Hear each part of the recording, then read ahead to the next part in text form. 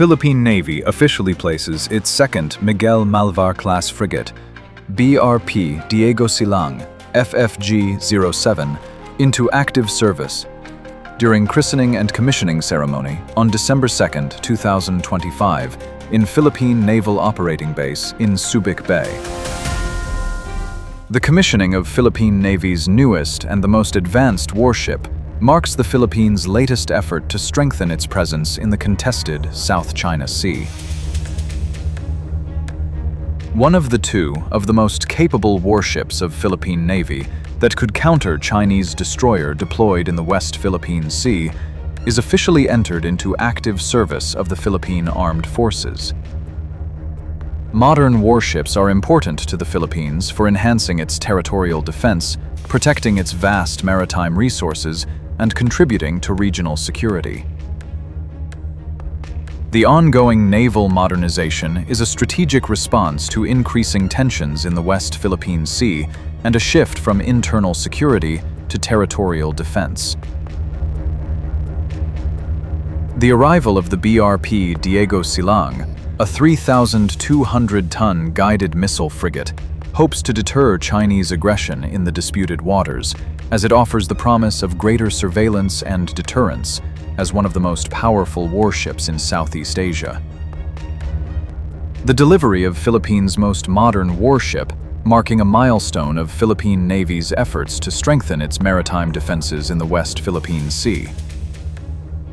The newly commissioned BRP Diego Silang sends a clear message to its adversary that the Philippines will keep investing in programs that bolster maritime domain awareness, strengthen deterrence, and reinforce its ability to uphold the rule of law, particularly in West Philippine Sea. BRP Diego Silang is a multi-role warship capable of conducting anti-surface, anti-air, anti-submarine, and electronic warfare missions.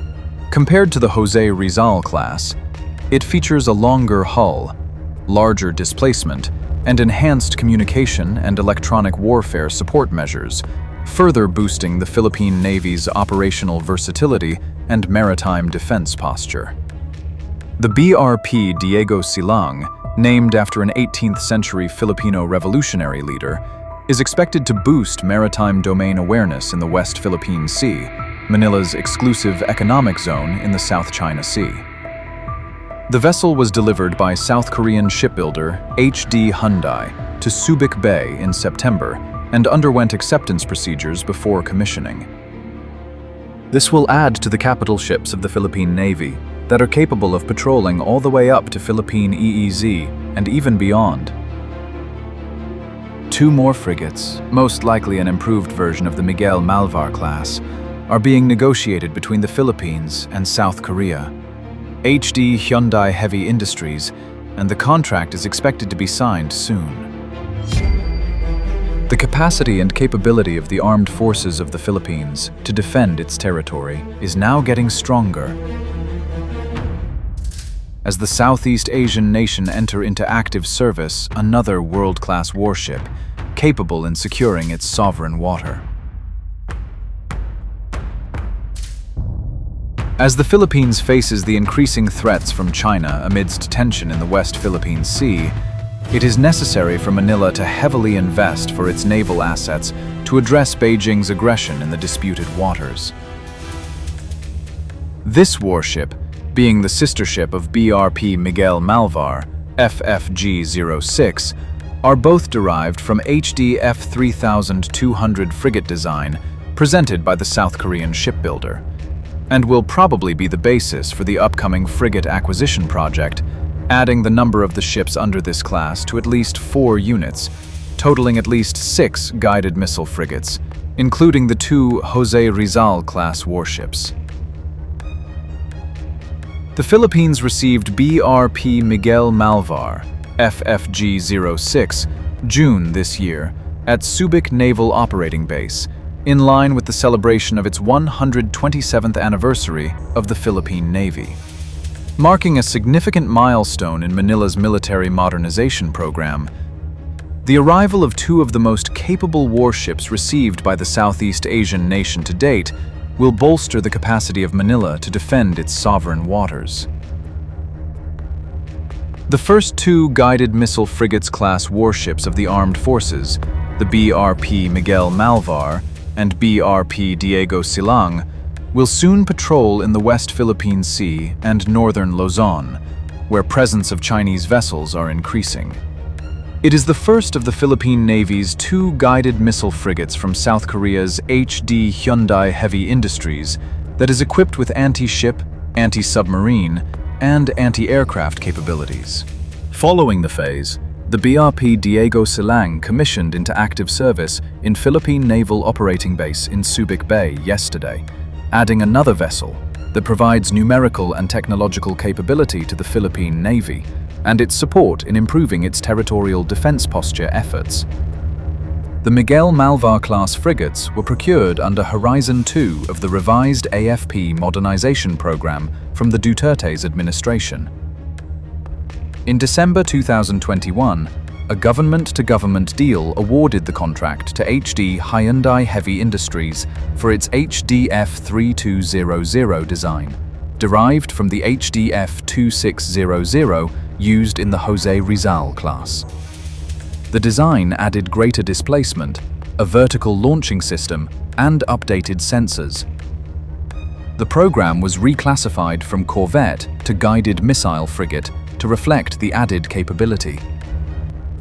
Two ships, BRP Miguel Malvar, FFG-06, and BRP Diego Silang, FFG-07, cost 12.5 billion Philippine pesos, $250 million each. The project follows earlier deals for Jose Rizal-class frigates in 2016 and offshore patrol vessels in 2022, all contracted with Hyundai. The BRP Diego Silang and BRP Miguel Malvar displace 3,200 tons, measure 118.4 meters in length with a beam of 14.9 meters, draft of 3.7 meters, and have a depth of 7.2 meters. The propulsion system uses a combined diesel and diesel arrangement with 4 MTU-20 V1163M94 engines, each producing 7,400 kilowatts for a total output of 29,600 kilowatts. This enables a maximum speed of 25 knots at 85% MCR, with a range of 4,500 nautical miles at 15 knots and an endurance of 20 days. Installed power is supported by 4 MTU STX diesel generators. The ships can carry two 7.2-meter RHIBs, located in port and starboard boat bays. They are equipped with a flight deck and a starboard side hangar that can accommodate a 10 to 12-ton helicopter, such as the AW-159 Wildcat, which in Philippine service is armed with K745 Blue Shark torpedoes, carries a compact dipping sonar, can deploy sonobuoys, and is equipped with Sea Spray 7400 EAESA radar and EO/IR cameras. The frigate's primary armament consists of a 76mm Otto Melara Super Rapid gun, supported by an Aselsan Gokdeniz 35mm close-in weapon system and 4 K6 12.7mm heavy machine guns. Missile systems include a 16-cell vertical launching system for MBDA-VLMICA surface-to-air missiles and 8 SSM-710KC Star anti-ship cruise missiles in quad launchers. The VL-MICA provides short to medium-range air defense, with an operational range of about 20 kilometers, with variants using active radar or infrared homing seekers. The Sea Star, developed by South Korea's LIG Next 1, has a range of more than 180 kilometers, travels at near Mach 0.95 at sea skimming altitude, and carries a 250-kilogram warhead, guided by GPS-aided inertial navigation with active radar in the terminal phase. For anti-submarine warfare, the ship is fitted with 2 SEA triple torpedo launchers for the K-745 Blue Shark lightweight torpedo, which has a range of 19 kilometers, weighs 280 kilograms, measures 2.7 meters in length, and travels at speeds greater than 45 knots. The ship's sensors and electronic systems are extensive. The main search radar is the EL/M2258 Alpha S-band AESA multifunction radar, capable of tracking both air and surface targets with ranges extending up to 400 kilometers in its latest version. Navigation is handled by Hensoldt Sharp-Eye I-band and E/F-band radars, while fire control is provided by the Leonardo NA-25X radar. For electro-optical tracking, the vessel uses the Safran Paseo XLR system, and for sonar, it employs the Model 997 medium to low frequency active-passive hull-mounted sonar from L3 Harris. Electronic warfare systems include the Elbit Elisra Aquamarine suite with RESM and CESM functions, and the countermeasures fit includes 2 Terma Seaguard DL-12T decoy launchers. Tactical communication is supported by Hanwha Systems Link P, a derivative of South Korea's Link K, and CCTV monitoring is provided by Imenco. The combat management system installed on the class is the Naval Shield Baseline 4, developed by Hanwha Systems, which integrates all sensors and weapons into a central command framework. Once inducted, the Diego Silang will operate as part of the Offshore Combat Force and is expected to strengthen both the numerical and technological capacity of the Philippine Navy in its territorial defense posture. The Miguel Malvar-class frigates will then join the Offshore Combat Force to expand the Philippine Navy's combat fleet. They will conduct territorial defense patrols, anti-surface warfare with Sea Star cruise missiles, air defense with a 16-cell VLMICA system, and anti-submarine missions with K-745 Blue Shark torpedoes. Sensors include the EL/M2258 Alpha 3D AESA radar, Leonardo NA-25X fire control, Safran PASEO XLR optics, and Hanwha Naval Shield Baseline 4 CMS.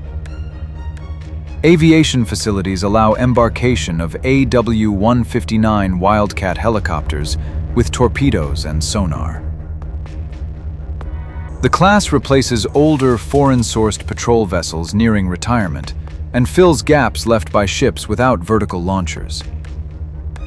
Unlike the Jose Rizal class, delivered fitted for without the complete armament, the Malvar class is delivered with all systems installed.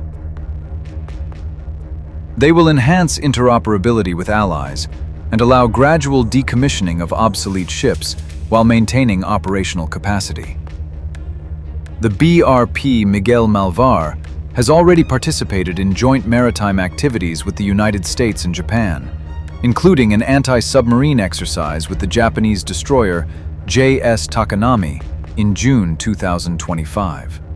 These operations demonstrate the interoperability of the class with allied navies and its contribution to multilateral security arrangements.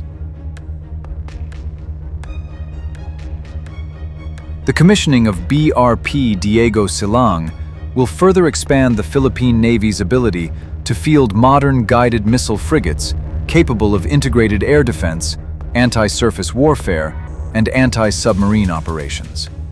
With the opening of the HD Hyundai shipyard in Subic, the Philippines is also positioning itself as a regional shipbuilding center, with expectations of employing between 4,300 and 8,000 skilled workers by 2030. The facility is intended to increase shipbuilding capacity from 1.3 million to 2.5 million deadweight tons annually, supporting both military and civilian ship production. For Manila, the Diego Silang's delivery is not only a fleet reinforcement, but also a symbol of deepening defense and industrial cooperation with Seoul and Washington, framed within both strategic partnerships and national economic development goals. Another allied nation, Japan, also proposed to transfer 6 Abukuma-class destroyer escorts to the Philippine Navy to strengthen the Southeast Asian nation's anti-submarine capabilities.